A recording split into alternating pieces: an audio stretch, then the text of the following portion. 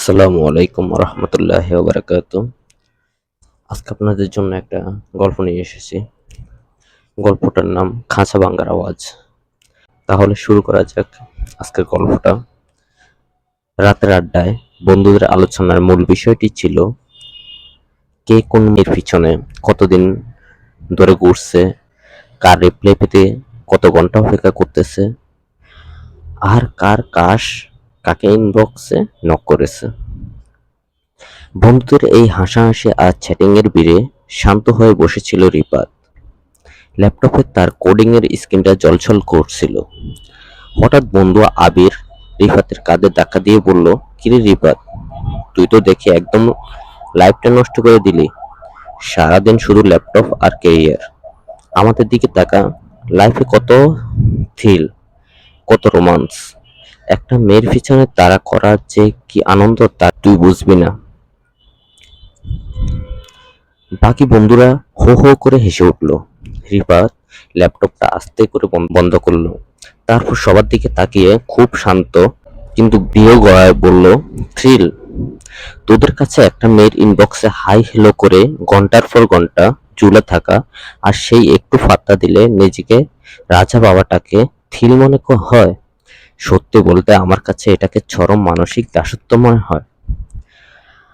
আড্ডার হাসিটা এক নিমিষে থেমে গেল। আবির একটু থমে গিয়ে বলল, মানে কি? রিফাত সোজাই গলায় বলল, তার চোখে তখন অন্যরকম এক আত্মবিশ্বাস। সে বলল, মানে খুব সহজ। আল্লাহ তোদের একটা চমৎকার জীবন দিয়েছেন সুস্থ মস্তিষ্ক আর অপরন্ত শক্তি। এই বয়সটা হলো নিজের সাম্রাজ্য গড়ে তোলার বয়স, নিজের পায়ে দাঁড়ানোর বয়স। অথচ তোরা কি করছিস? একটা ক্ষণস্থায়ী হারাম সম্পর্কের পিছনে নিজের মূল্যবান সময়টা টাকা আর আত্মবিশ্বাসে বিলিয়ে দিচ্ছিস। যে মেয়েটা আজকে তোদের অবহেলা করছে, তোদের মেসেজ ফেলে রাখছে, তোরা স্যান্ডউইচ না করে ওর মতো ছুটছিস কেন রে ভাই? নিজেদের উপর এতটুকু ভরসা নেই? রিফাত একটু থামলো, তারপর আবারও সাহসী গলায় বলল, বর্তমান অধিকাংশ ছেলেরা সমস্যা কি জানিস? তারা ভাবে কোনো একটা মেয়েকে পটাতে পারলেই বুঝি জীবন সার্থক। এটা এক ধরনের মানসিক রোগ। তোরা নিজেদের সস্তা বানিয়ে ফেলছিস। তোরা ভাবছিস তোদের সুখ কোনো মেয়ের হা বা না এর উপর নির্ভর করে। কিন্তু আসল সত্যটা হলো, তুই যখন নিজেকে দক্ষ করে তুলবি, যখন তোর পকেটে হালাল উপার্জনের শক্তি থাকবে, যখন তোর নিজের একটা পরিচয় থাকবে, তখন তোকে কারো পেছনে ছুটতে হবে না। দুনিয়া তো দুনিয়া তোর পেছনে ছুটবে। আড্ডার পরিবেশটা তখন একদম থমথমে। কেউ আর ফোনের স্ক্রিনের দিকে তাকাচ্ছিল না। রিফাতের প্রতিটি কথা তীরের মতো তাদের বুকে বিচ্ছিল। রিফাত আবিরের দিকে তাকিয়ে বলল, আবির, তুই খুব ভালো স্কেল করতে পারিস তাই না? সেই খাতাটা শেষ করে ছুঁয়ে দেখছিস।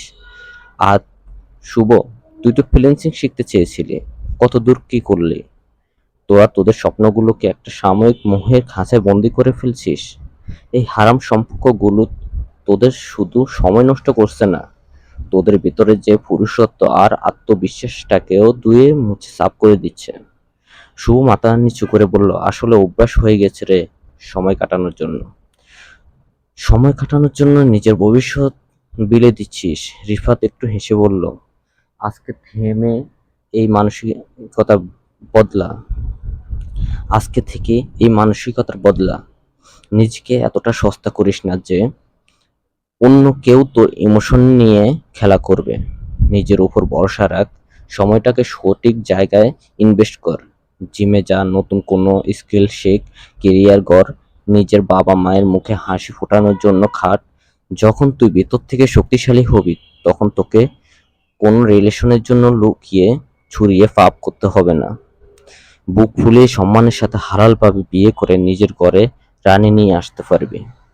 রিফাত তার ব্যাগটা ফিটে তুলে নিল। যাওয়ার আগে বন্ধুদের দিকে তাকিয়ে শেষবারের মতো বলল, মেয়েদের পিছনে ছুটে তোরা কেবল তোদের অহংকার বাড়াচ্ছিস আর নিজেদের মূল্য কমাচ্ছিস।